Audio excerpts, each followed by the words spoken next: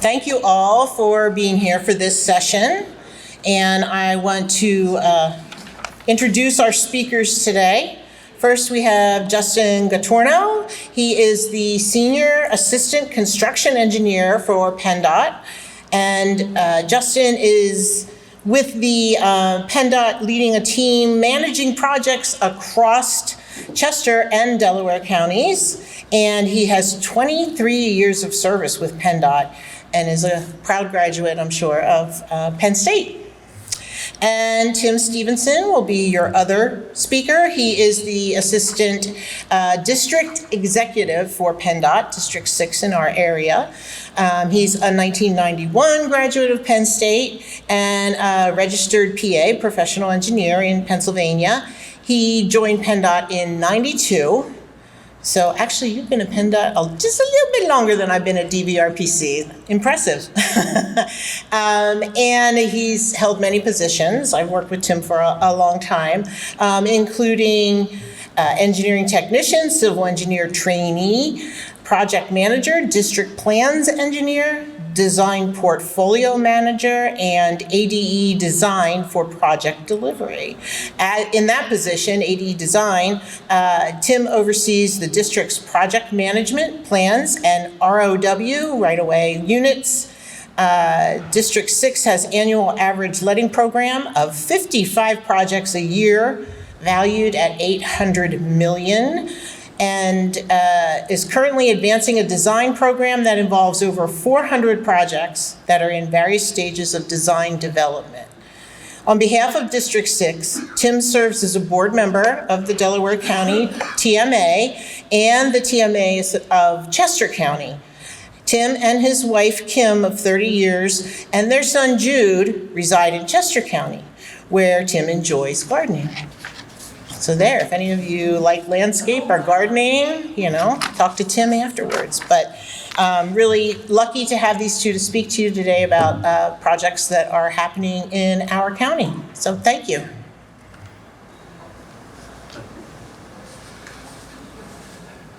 Good morning, everybody. Stacey said my name is Justin Gattorno. I've done most of my career in construction. So as mentioned, I started in Delaware County, moved on to a couple projects in Chester County, and now I oversee some of the larger capital projects in Delaware and Chester County. So I'm going to start off with some of the projects that we have in construction, and then Tim is going to go on from there and talk about some of the projects that we have in design. So here's just an overview of some of the projects that we have going on, highlighted in red. We have 12 projects in construction across Delaware County. This is PennDOT projects, not FAM, federal aid municipal projects. So here's a tally of the projects that we have going now, about $580 million worth of work. We did include a Delaware County adjacent project in the Girard Point Bridge. That's a large chunk of that, $261 million. So that's the first project that we have here. Our contractor's South State Construction, again, $261 million, let in November of 2025 with completion late 2030. So some of the scope includes bridge parapet replacement on all 10 structures, latex modified concrete overlay on 9 structures, repair or replacement of deck expansion joints, structural steel painting and structural steel repairs, some substructure repairs, including bearings and scour remediation in the river pier. Some of the traffic impacts, 3 lanes of traffic will be maintained during peak travel hours. 5A to 9P, single lane and double lane closures will take place at night. Event coordination will take place with the sports complex. No stage traffic patterns, lane restrictions or detours will be permitted during the 2026 World Cup and the Major League Baseball All-Star Games. 322, Section 103. So this is 322 from Chelsea Parkway in Upper Chichester Township to roughly just east of 452. The project contractor is Richard E. Pearson. It's a just shy of $100 million contract. It was let in August of 2024 with a completion late 2030. The scope of the work is widening 322 from 2 lanes to 4 lanes with auxiliary lanes at intersections from east of Chelsea Parkway to just east of 452, replacing the 322 structure over Market Street, which is what's pictured here on the right. There's obviously snow on the ground. We're a little further along than that, but new ramp configuration at the 322 and Market Street interchange, construction of new retaining walls and sound barriers, new roadway drainage, including 4 new culvert structures and stormwater basins. Here's, again, some pictures of the demolition of the southern part of the structure. We detoured 452 for a weekend to get to start on our demolition work. And then here's a more recent picture of one of our footings being formed up for pour. Here's a couple of pictures of some box culverts and some drainage that we have going in. The box culvert on the left there is near Cherry Tree Road. And then here's another box culvert that's between Cherry Tree and 452 at Marcus Hook Creek. So this is staged construction. We had to install some soil nail walls for excavation support. And then once we finish this side, obviously we'll switch traffic and move to the other side. 476 section IMP. This project has been going on for a little while. It was let in May 2023 to H&K Group for $63 million. I'm sure most have been through this project multiple times. Completion is scheduled for fall of 2026. Milling and paving 476 from 95 to 76. Bridge structure repairs, guide rail updates, signing pavement markings, vegetation management, rock slope stabilization, and drainage improvements. There's just some more pictures. Some rock stabilization up near 76.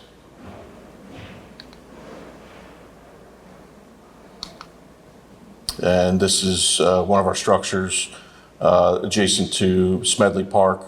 We had to do some scour remediation underneath the structure. This project was more recently let, 322 CSX. It's a $63 million project let September 25, completion date of fall of 2031.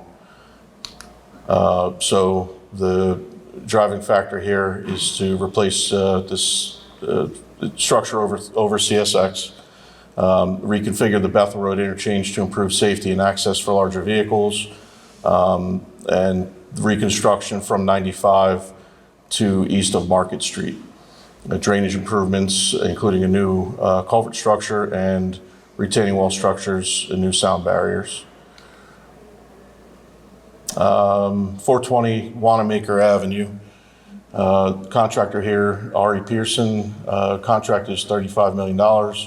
Let in March of 2023 with an estimated completion of July 2027.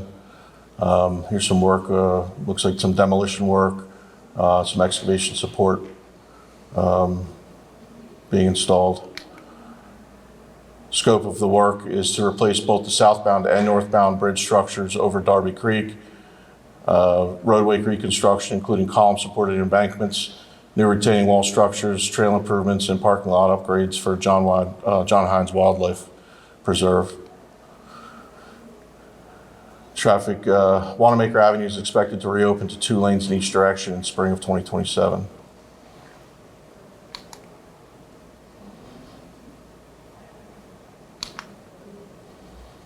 .291 DEC, contractor is J.D. Ekman.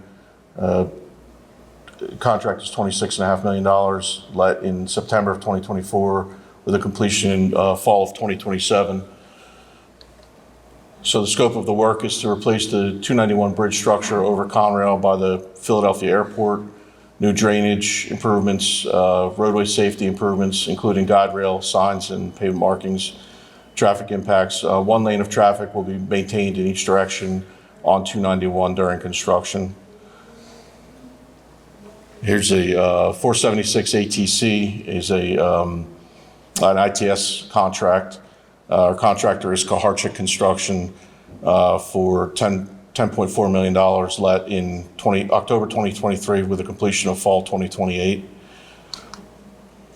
Scope of the work is safety improvements and queue detection on 476 from 95 to Montgomery County, new variable speed limit signs to better manage traffic, new ITS, new intelligent transportation systems, some variable speed limit signs, some conduit being installed.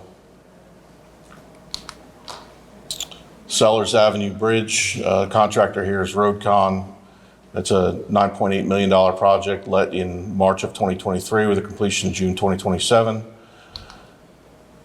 There's a pedestrian bridge, a temporary pedestrian bridge that was installed, and existing bridge deck demolition here.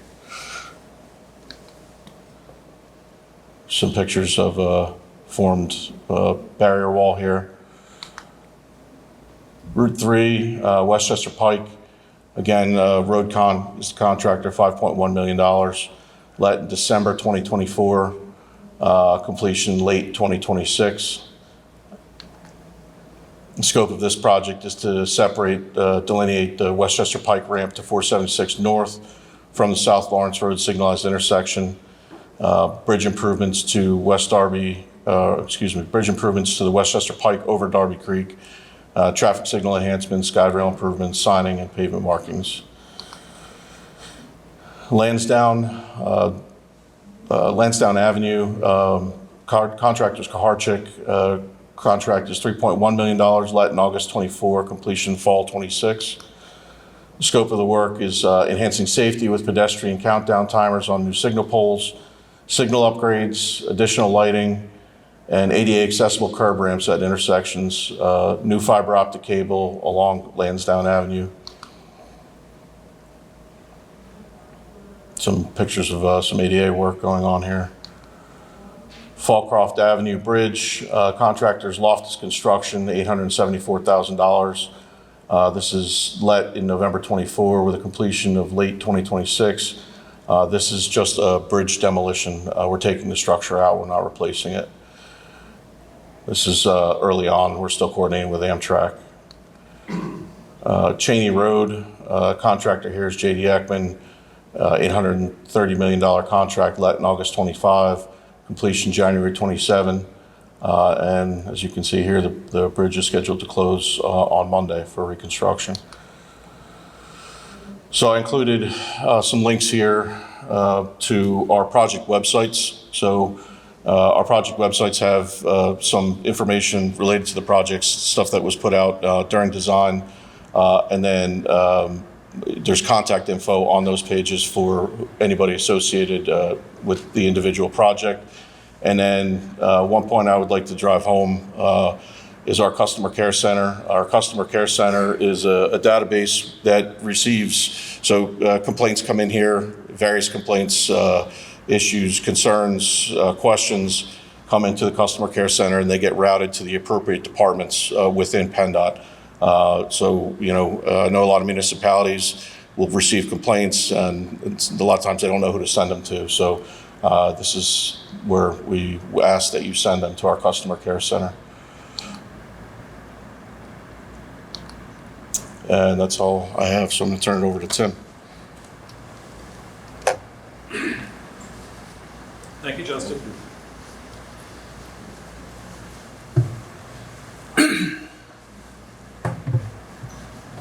All right.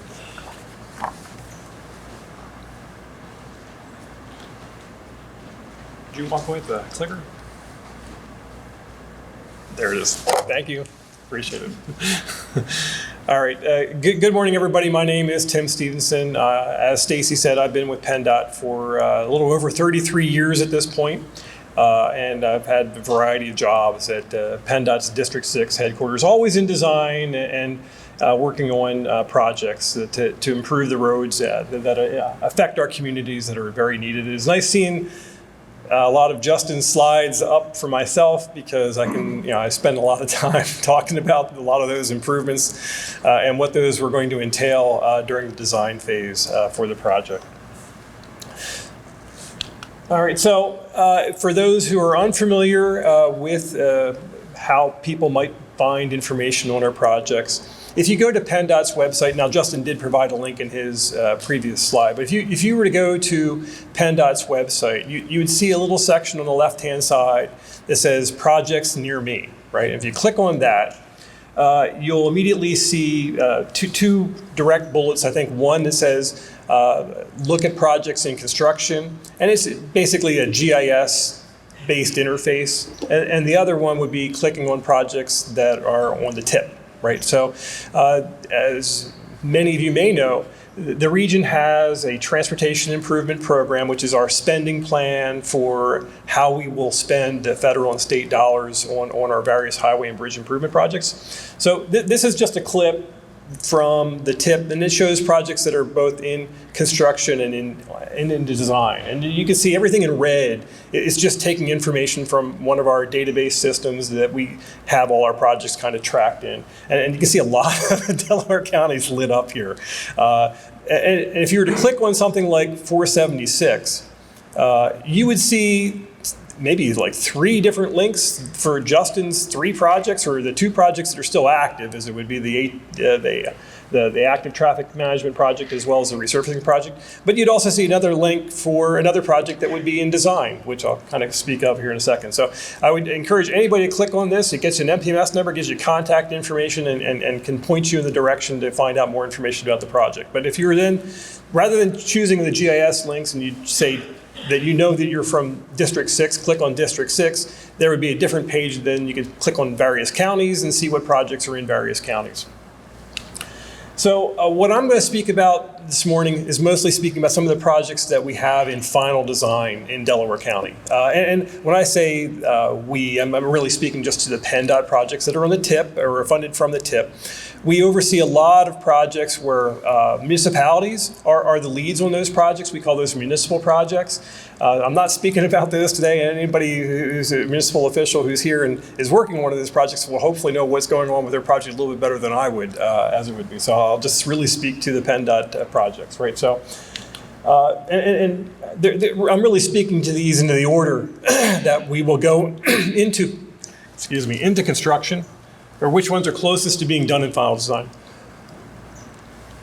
And for those who do not know, our design program is kind of really focused on preliminary design versus final design.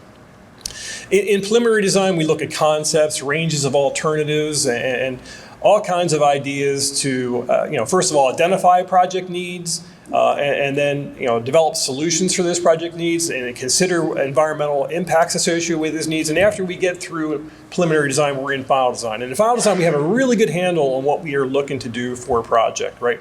And this is when we prepare plans for right-of-way acquisition and start acquiring right-of-way from individuals as we might need.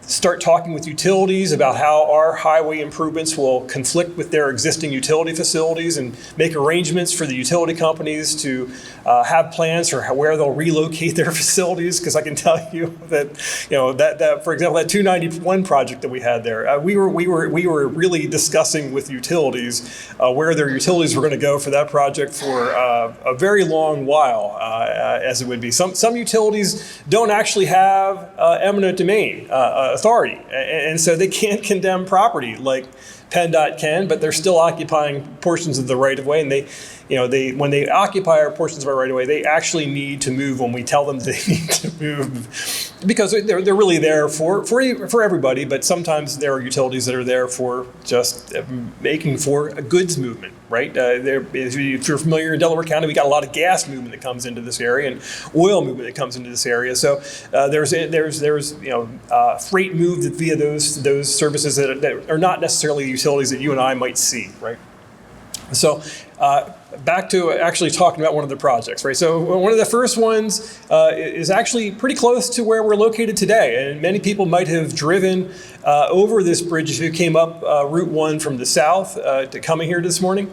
It's a state road over Darby Creek, and this bridge was a two-span steel bridge that was built in 1950.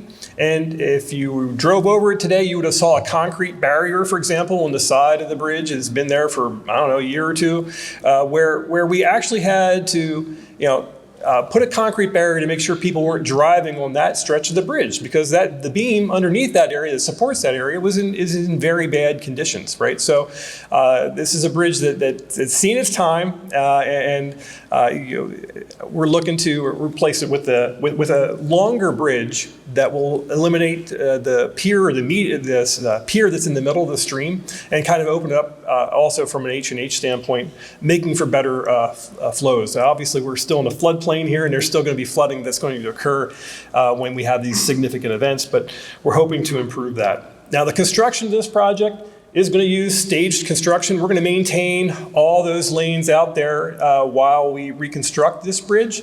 And construction is going to start, we're hoping to let the project later this year, and that it begin construction in early 2027, but there will be a lot of utility work that always occurs that you might see as a precursor to some of the work that our PennDOT's contractors are actually busy doing.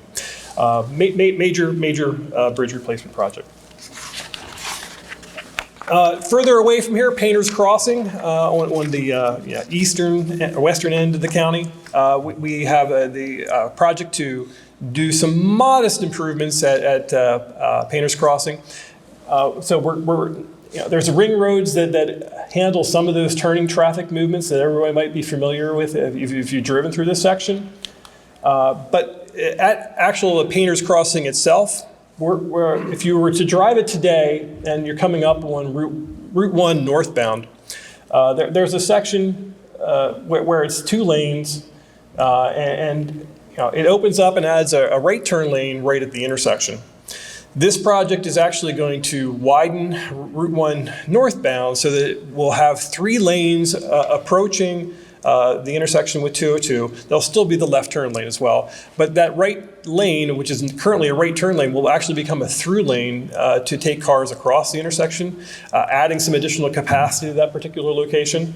And on 202 itself, we're going to be widening or reconfiguring 202 northbound approaching the intersection to add a second left turn lane.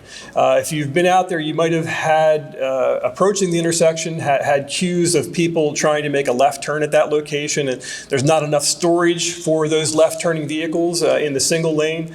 This project will add additional storage and space for those vehicles to queue and ultimately be able to turn onto Route 1 southbound, right? Further to the north, the intersection on the ring road just to the north, Brandywine Drive and State Farm Road, we're doing widening on both of those 2 side streets. They're not PennDOT roads, but we're doing widening on both of those 2 side streets. And when we do this improvement, we'll be able to add left turn lanes on those 2 side streets, right? So currently those movements are missing. It's slightly misaligned, and as part of this project, we're also going to address that. There's another improvement that is associated with the project at where State Farm comes down to Route 1. It didn't include a slide here, but if you're familiar with driving, say, south on US 1, and you're wanting to turn right onto State Farm Drive, there's like a little pork chop concrete island there, and it makes a free flow movement. So as part of our project, we're going to actually be removing that concrete island and making people drive to the intersection and follow the traffic signal. We have pedestrians that occasionally use that area, and the current configuration, although efficient from a highway standpoint, can lead to unintended consequences. So we're looking to simplify that intersection and make it safer. Further north here on Route 1, as you're almost leaving the county, in Haverford and Upper Darby Townships, we have a project where we're going to be rehabilitating a bridge that many people might not notice is a bridge right by the golf courses there. And it's a reinforced concrete arch.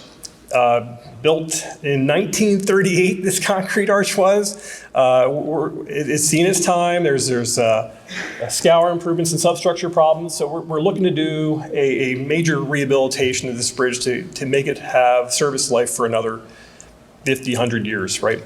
But one key important component of this project is that you really, unfortunately, I can't figure out how to make the laser pointer go, but you would note there's no sidewalk here on Route 1, right?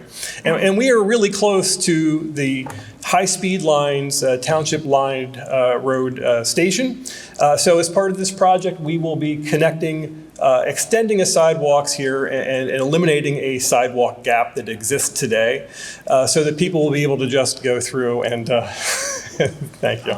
Top one. Oh, yeah, there it works. Thank you. Thank you.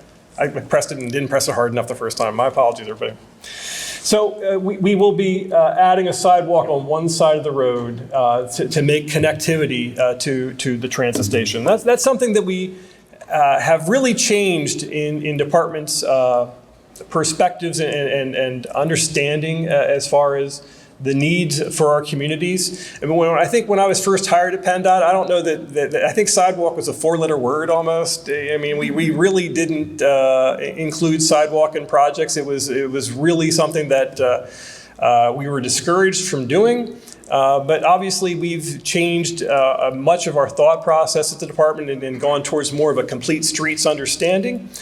So whenever we've got needs for pedestrians and we've got a municipality that has sidewalk ordinances or has a willingness to make sure that the sidewalks will be maintained, we incorporate those kind of amenities into our projects to provide for all of our users, right? Earlier this morning, my friends in Darby were asking what's going on with this project to improve 6th and Main Street, where CSX crosses over a SEPTA trolley line. And this is an unusual project, to say the least, and the folks in the back of the room know. It's the only location where we've got a trolley crossing a heavy rail at grade in the nation. And quite unusual, to say the least. We have had pedestrian problems there where it's not safe for people to cross. So we, in conjunction with the county and everybody else, we had a lot of partners engaged in this particular project to try to address improvements. We're going to be adding bump outs, what would be sidewalk bump outs. So, you picture the curb lines currently where people are parking against the curbs, as it would be. At the intersections, we actually will construct these sidewalk bump outs.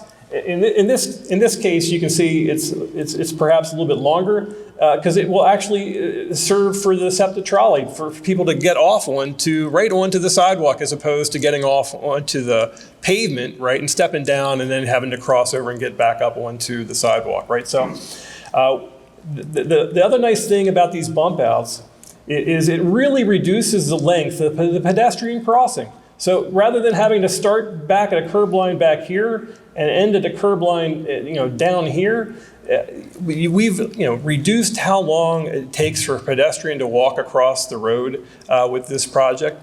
We'll be signalizing the intersection. Obviously, we'll be making sure that signalization works with the railroad preemption and things along that line. But welcome the project to our friends in Darby Borough, and they were looking for a Christmas present. So I'm telling you, we are looking to receive bids on that project later this year, with construction actually beginning sometime early next year, as it would be.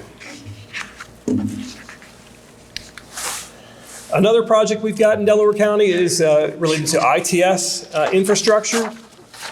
And this title of this project is a little bit of a misnomer, as it says media bypass ITS installation. And if you're to see on this map, the media bypasses are a much smaller portion of this project. It's really got some very long limits, right? So this project includes the boroughs of Chester Heights, Media, townships of Concord, Marple, Middletown, Springfield, and Upper Providence townships. And what we're going to do is we're going to be installing a bunch of closed circuit TV cameras that don't currently exist. So if you're driving on the region's highways and you see the cameras on the side of the road, You wonder where those cameras are going to. They're coming back to the district's headquarters or our regional traffic management center. And most of these cameras you can also see, on your phones or on the computer. If you go to 511pa.com where our traffic cameras, the images can be there and you can look at them. So we're going to be adding 14 cameras throughout this limits, which will give us more surveillance, so we'd have awareness as to what's going on the arterials, so that if there's an accident that occurs and there's shutdowns and we're looking and talking about doing diversions of traffic, we'll be able to watch and see how those traffics go, as well as be able to see how traffic signal timing changes we might make from the district office are working or not working as it would be, and just again give us an awareness that we can have EMS know what's going on beyond just us. Kind of gives everybody an eye as to what's going on related to the assets. There's a guy over here who's worked on ITS for a lot of his career. He knows way more than I do about it. And you want to talk to anybody about ITS, talk to that guy in the corner there. But another thing that we're doing beyond just installing closed circuit TV cameras and a couple changeable message signs, and this would probably be appreciated for those folks that are heading to a golf tournament here a little bit if they're coming from the media area, is we're making improvements on the bridge that carries 252 over Route 1. If you're familiar with the location, there's a small concrete median that is kind of in the middle. Well, that doesn't need to be there. So we're going to be removing that little concrete section that separates the lanes, and then we're going to reshuffle, as it would be the deck area that we have in the bridge, right? Still providing for pedestrian amenities, as it would be, but adding a dedicated left turn lane so that we don't have left turning traffic that is looking to go onto the highway, conflicting with the two lanes that are leaving media heading north, right? So that's wasn't the whole focus of the project, but that is a nice benefit of this individual project. We are again in final design on this one, and we're looking to go to construction in mid-2028. Now, the scope of the project isn't that significant, so we're going to see if we can bring it in a little bit quicker than that. Yeah, question. That's in my township, that intersection. Are we going to get an advanced look at the design before it goes to final design, or are we not included? Well, we are in final design, so we'll be happy to meet with you. I haven't seen anything since it was first talked about. That you were getting ready to go into preliminary design. Yeah, we did a virtual. So if you were to go to, I was on the virtual call. thank you. Right. So that's one of the things I was going to add. Right. So if anybody's interested in most of these projects, we on our webpage, when we're advancing our preliminary design, one of the things we're doing now is having what we call virtual public meetings. Right. And we do a presentation, we record it, and we save it to the website so that people can watch it at their convenience to get an understanding or an idea of what we're doing. But we'll be happy to follow up with you. Just one additional question. I don't know if it's too early in the process for this, but is there any thought to doing overnight construction? Because this area is jammed up all day, every day, especially around rush hour. So unfortunately, that's one thing I don't know what our MPT is going to be out here at this location. I was driving on the turnpike the other week, not to talk about goofy things, but they were doing some bridge work that had materials setting up within 24 hours, which I was really surprised to see, having not seen that here in the Philadelphia region a whole lot. But we'll have to obviously see what that's going to mean. I'm not sure what the plans are. Obviously, the contractor is subject to change our plans. I don't know that we'll follow up with you on the MPT at least. You betcha.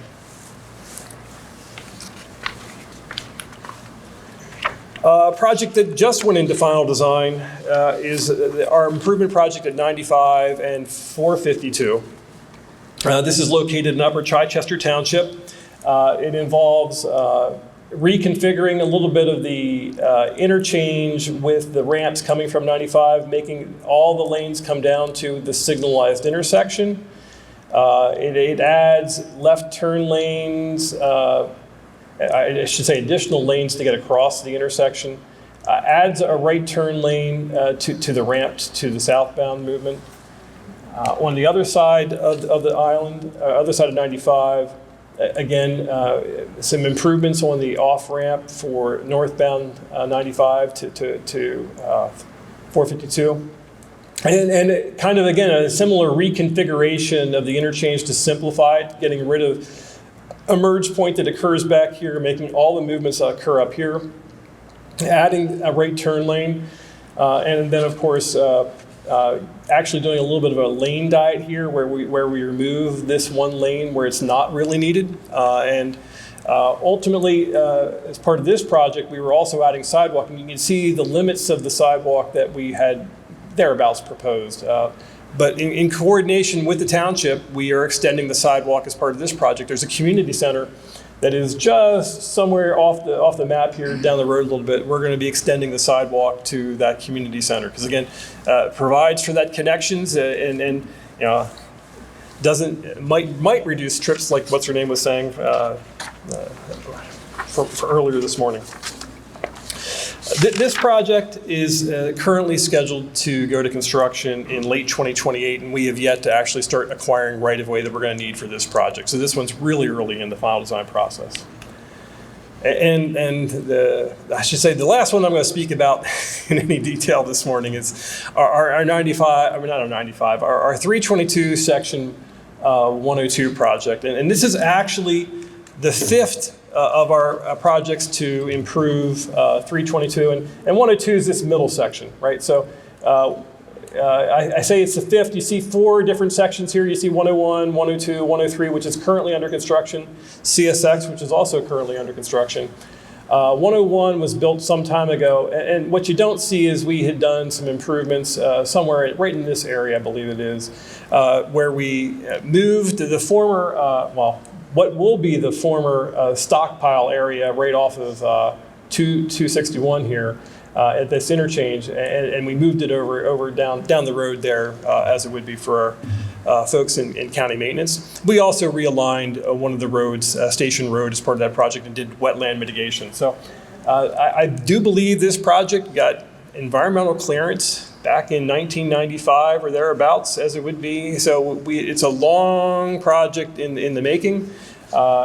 Thankfully, we were in the home stretch related to final design on the last project, and we've acquired actually most of the right of way for the corridor some time ago. Obviously, we're talking about doing some things a little bit, some additional work, I think, right here on Chichester Avenue as part of this project. That wasn't part of our preliminary design. Obviously, the big improvements with this project is continuing that whole widening that has started and was completed in Section 101, making it a 4-lane roadway generally throughout the limits. And you know, here you can see where Folk Road overpass exists. We're reconfiguring the interchange or how it currently operates. Obviously, we're replacing the bridge. We're pretty much reestablishing a lot of the connections as they exist, but kind of improving them. You can see here, if you're familiar, it's a really tight radius that currently exists today. We did some softening of it up a little bit ago, but this project will provide for real improvements to make it such that it's an easy movement and not so difficult for vehicles to make those moves. Obviously, we separated Garnet Mine from 322 a while ago, but we're going to, again, reinforce that here as part of this project. And then we added what would be diamond ramps, kind of getting rid of the similar location to that that occurred over here by the vet's office. And of course, there was the facility that I was speaking of here for the maintenance facility that we relocated. I should say, importantly, this project also includes the construction of a Bethel Township commercial road, and you can see it just starting here.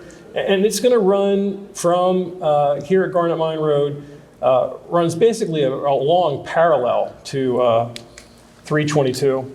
And what it would do is it would serve all those businesses that are on the south side of the road. Their driveways would be onto this service road, so we don't have as much of the conflicting turning movements coming across lanes and have those kinds of gaps and potentials for problems that would occur.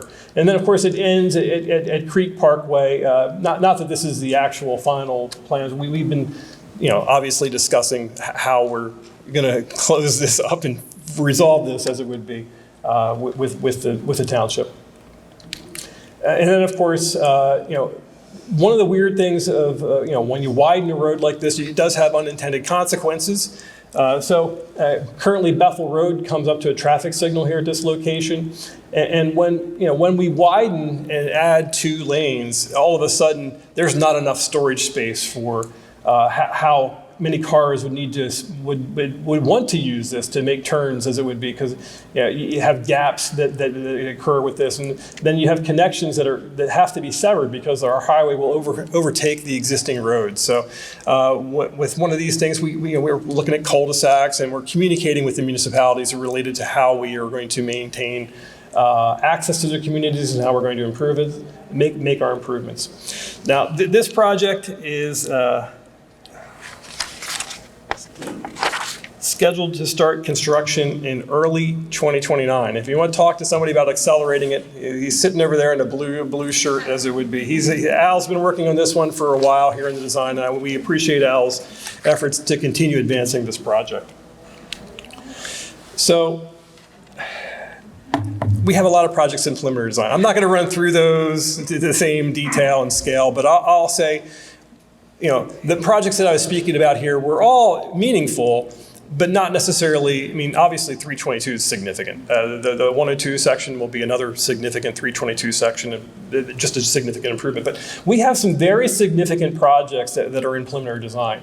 The I-476 travel management is a project where we're looking at widening into the median there on 476 with pavement, and taking what would be an area and making it a shared travel lane on demand and a widened shoulder when not needed, right? So if you're familiar with the driving over the bridges into Jersey with the Port Authority, they've got those lane control signs. We're going to be adding lane controls on 476, so that people would know when, say, that new lane would be open for use, right? And the folks at our RTMC are going to sit back and make sure that lane's available and open, and turn it on or open it to traffic when there's traffic volumes that need it, right? So it wouldn't be running every hour of the day. It would be used during peak periods. It might be used on weekends if there's some major event going on to get down to see a Flyers game or something along that line, right? We would operate that from our regional traffic management center, but it's a big project. Sir? Question. Coming 476 southbound to exit 5, there's an accelerator lane or slow down lane for trucks. Yeah. And then it ends for like a quarter mile or half mile. And so, I get off at exit 5 to go to work, so this is self-serving here. But if that third lane was just, I know the whole Blue Route, history, yeah. It was fought and all that, Yeah. 100 years ago. But if that third lane was just connected from Route 5 from exit 5 to where it's 3 lanes, that would really help congestion as people go down there. So we if you could appreciate, we've talked about that for some time at the PennDOT as well. This is not the first time we did a resurfacing project on 476. Obviously, every time we do a resurfacing project on 476, we continue to have that conversation. Do we extend it? Because it's not that far, it's really not that far. And we've had that same conversation again. Now, the lady sitting beside Al, she's busily engaged in designing this particular project. And I will tell you, we continue to have that conversation, but we decided that we're going to really make that truck lane for trucks only, is the way we're looking to actually sign it. Because I can tell you, as a young person that started at PennDOT in 1992, I used that thing, inappropriately. Yeah. Many other people, I use it. The trucks are supposed to get in there and slow down, but it's really the cars are speeding past them. That's what happens, right? So we're looking to change that paradigm. When travel demand is needed, they should have that additional flex lane to use. So the thought is that we'll make it signed to be enforceable, so that if inappropriate use is going on, the police can enforce it. But we don't think that we'll need it. We don't think that we'll need it because we're going to add that flex lane when the demand is there for us to provide for those trips. widening and the traffic signal lanes, will there be automated enforcement with that? That is an excellent question. If there's any legislators here, I would say I'm all about it. we would love something along that line. I'd be happy to have a conversation with you because currently there's no enabling legislation for something like that presently, right? So that's why, and when we discuss these things, one of the concerns that we have is making things as self-policing as possible, right? So the thought is when we turn these things on, we turn them on when they're needed, and if they're needed, we turn them on, right? But obviously, supporting legislation would really go a long way towards facilitating enforcement. If anybody's familiar with Roosevelt Boulevard, we have seen tremendous safety benefits associated with the red light running cameras as well as the automated speed enforcement. It has made that corridor so much safer. I can't say it enough, as would be. I mean, if I were to stand up here and talk about what I love, it's roundabouts and automated speed enforcement and automated red light. Those have really gone away towards improving driver behaviors and reduced knucklehead behaviors like I did when I was hired at PennDOT in '92. I work for Senator Carney. It's very district specific, so I will take that back. All right. Sarah, sorry for hogging the spotlight here, but again, there's restrictions that you have to have an accredited police department to get red light cameras and certain populations, right? Yeah, certain Yeah. population. If those were waived or reduced or restricted, whereas more municipalities could do red light cameras and speed cameras and such. So yeah, that's a legislation thing. PennDOT thing, I guess. Yeah, it's a legislation thing. Yeah. 352 and Route 1. So 352 and Route 1 is on my list here, as it would be in preliminary design, and we have a proposed major transformational project at that location. We have started our studies, as it would be, as what we call a planning and environmental linkage document. It's a precursor to PEL, thank you, would be the acronym that us insiders use, would be the precursor to us actually starting the NEPA documentation. We anticipate wrapping up that PEL study in the very near future. We've coordinated with Federal Highways and a bunch of entities to get our PEL document published so that we can have public comment on it. And as soon as we conclude that public comment and wrap that up, we're going to probably start right into the EA, or the environmental assessment for that location. Now, obviously, I will tell you, we have a lot of folks that are interested in that project and don't necessarily support what we're proposing to do.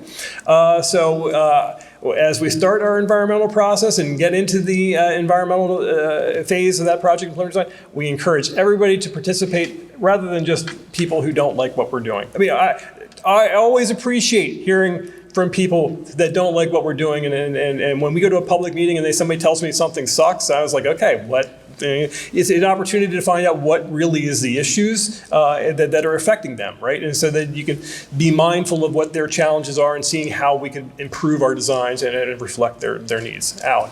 Just on a tangent, since you mentioned this earlier, the virtual public meetings. Yeah. How have they compared attendance-wise to the in-person public meetings that you did in the before times? So I will tell you, we're still doing some combinations of in-person plans displays as well as virtual public meetings. I have found that it's similar audiences, would be how I would describe it, quite honestly. I don't track web traffic, though. You know what I mean? To know who's watching a video after. Because the one thing when we're doing public involvement, right, is that we have a meeting. Well, people got lives, right? And their lives are not focused around when we're going to have a public meeting to talk about a project to get information on it. So it's really been, I think, a tool that we have used to let people engage with our materials, have a conversation with the project manager. They can watch these things and get up to speed, and then follow up with a project manager or somebody from a project team, and we can discuss anything that they're discussing, right? So I found them to be extremely beneficial, Al, and the one complaint is that we would get is you're not given the forum for people to be jerks, so to speak, sometimes if there's opposition, right? And we do have a Q&A section, so we do answer as many of the questions that are appropriate as possible, even ones that are negative, but we'll answer them. It is when they start saying things that are inappropriate, we're not going to, we'll dismiss those. But we will complement any kinds of virtual meetings with in-person if there's a request by municipality, as it would be. So we still do some in-person meetings, especially I think our district executives wants to make sure that when we're proposing a detour for a bridge, that people are aware of how they're going to be impacted as it would be, right? So we're still doing a combination of in-person and virtual, but we're doing virtual and everything just to have that baseline established for people to have information and have it on our websites. Well, I'll quickly, I'm running out of time here. My apologies that I'm running long. So I would say Chichester Ave, I-95 ramp improvements that we just had a virtual public meeting on, converting those signalized intersection into single lane roundabouts, bridge replacement on Marshall Road over Cobbs Creek as you just head into the city of Philadelphia. Concord Road and McDonald Boulevard, we're looking at two roundabouts there. There's two intersections that are closely spaced. We're looking at single lane roundabouts at both locations. There's a crane rental place right there as it would be. So interesting when we look at a roundabout project, one of the first things we do is we look at our permitting data for where oversized loads might use the intersection. And we get that information, then we actually reach out to those people that are using the intersection and seeing where they're using it and coming from, so that when we design one of our roundabouts, we're mindful of the vehicles that are commonly going to be using those locations, so that we don't have signs getting knocked down and all kinds of craziness that can occur if we were to build something too narrow and not mindful of the needs. 291 drainage improvement right there by Boeing. It will reconstruct and slightly raise the profile of 291, as well as construct a portion of the off-road East Coast Greenway there and keep it on the same riverside of 291. In preliminary design, McDade Boulevard corridor safety. We recently had some dialogue announcements for this one. I think we will be scheduling a public meeting for this one if we haven't done that already. Haverford Road's corridor safety improvements, we're still trying to figure out what we're doing there. We proposed a road diet. We heard a lot of concerns from people that lived in that area, fearful that it was going to create unintended consequences and divert traffic to their neighborhoods, right? So we're still talking with the township about what we'll do there. Concord Road and Bridgewater Road intersection improvement. Ridley Creek Road over branch of Ridley Creek, a bridge replacement. Victory Ave, an important bridge on right by SEPTA's Norristown high-speed line or facility. So we're really looking to get that one done. The bridge is in poor condition. It's right by their facility. 291 Complete Streets project. We're actually going to be having some public engagement with that one shortly, following up on the work that the county started. Looking to, again, make a complete street kind of approach here to address some of the unintended consequences of our project that we did 2 decades ago, when we really widened with the thoughts and plans that we're going to see redevelopment and have a lot of businesses potentially going in the city of Chester. What we've seen is speeds have increased and pedestrians and others are having a very difficult time crossing the road. And we're looking at how we can handle all of both the transportation needs and making sure pedestrians and everybody's safe in that community, right? All right. We're real quick. Concord Road, Falk Valley Road, Brig intersection. Everybody's been there. It's a crazy intersection. It's curl. We're looking at how we might make that perhaps a simplified intersection. Again, Al, let's talk to Al. He's right there. He's the one who's designing it. US 1, PA 352 interchange. We spoke about with Al a minute ago. Big change for that location. 95, 322 interchange improvements. We're really looking at how we will eliminate that weave that happens from 322 to go across the 4 lanes of 95 to continue on 322. This project will hopefully address that. We are looking at all kinds of improvements, and I will tell you, there's things on our website for this one. I encourage you to go look at this one. One of the things we're looking at would be a brand new bridge that connects Highland Avenue to the industrial parks on the other side of the railroad tracks. We're also looking at perhaps a collector-distributor roadway along 95, and that would mean that when you're driving on 95 and you want to go to Highland Avenue or go to 322, you have to get off on the right side.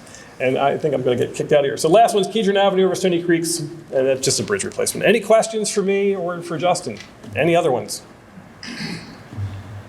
Appreciate your time, everybody.